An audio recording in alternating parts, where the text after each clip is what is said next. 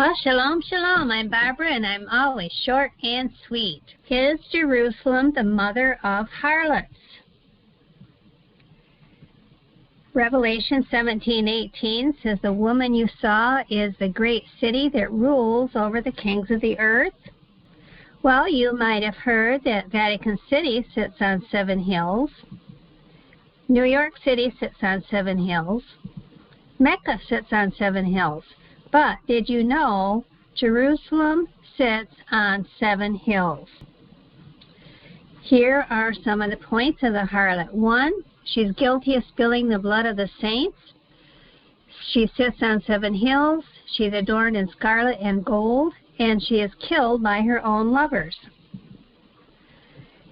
She's guilty of spilling the blood of the saints. Revelation 17:6. And I saw that the woman was drunk with the blood of Yah's holy people, the blood of those who bore testimony to Yeshua. And Revelation 18:24 says, in her was found the blood of prophets. Thus you witness against yourselves that you are sons of those who murdered the prophets. Matthew 23. And then again he says that upon you may come all the righteous blood shed upon the earth. And that's Matthew 23:35. Matthew 23:37. Jerusalem, Jerusalem, you who kill the prophets and stone them who sent to you, he says. And you also know they killed Stephen in Acts 7. Was there ever a prophet your ancestors did not persecute? They even killed those who predicted the coming of the righteous one. Here again, Jerusalem kills the prophets. Luke 23:21. And they shouted, crucify him, the greatest prophet of all, Yeshua, our Messiah. Luke 23:28-29. And there followed him a great company of people and of women, which also bewailed and lamented him. But Yeshua, Jesus, turning unto them, said, daughters of Jerusalem, weep not for me, but weep for yourselves and for your children. Well, in the Old Testament, Jerusalem is accused of killing the prophets. In vain I punished your people. They did not respond to correction. Your sword has devoured your prophets. Jeremiah 2:30.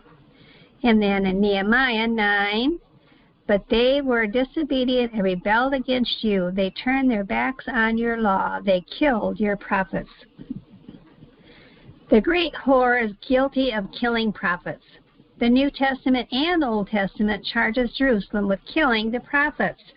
The great whore equals Jerusalem. She sits on 7 hills, Revelation 17:9. Here you can look it up in Wikipedia, the list of cities that claim to be built on 7 hills. Here is Jerusalem that is listed. Here is the list of the 7. You can pause the screen and read them for yourself. Well, she's adorned with scarlet and gold, Revelation 17:4. And the woman was clothed with purple and scarlet and adorned with gold, and precious stones and pearls, having in her hand a gold cup full of abominations and of the unclean things of her immorality. Woe, woe to you, great city, dressed in fine linen, purple and scarlet, and glittering with gold, precious stones and pearls, Revelation 18:16. And now Jeremiah 4:30, back in the Old Testament. And you, O desolate one, what will you do? Although you dress in scarlet, although you decorate yourself with ornaments of gold, she is killed by her own lovers. Revelation 17:16-17. With her the kings of the earth committed adultery, and the 10 horns you saw are 10 kings. Revelation 17:16-17. The beast and the 10 horns you saw will hate the prostitute, or the whore, or the harlot. They will bring her to ruin and leave her naked, and they will eat her flesh and burn her with fire. Jeremiah 40:30. Your lovers despise you. They seek your life. Ezekiel 16 and 23. Jerusalem is admonished by being called a whore in 2 entire chapters in the book of Ezekiel. And here's Ezekiel 16, 1 to 14. You can pause the screen and read it. Talks about how he decorated her with ornaments, with gold and silver and beautiful chains and crown on her head. So there are parallels between Ezekiel 23 and Revelation 17. Revelation 17 said they bring her to ruin and leave her naked. Ezekiel 23 says they will also strip you of your clothes and take your fine jewelry. Here again, Revelation 17, for God has put it into their hearts to accomplish his purpose. Ezekiel 23, I will stir up your lovers against you.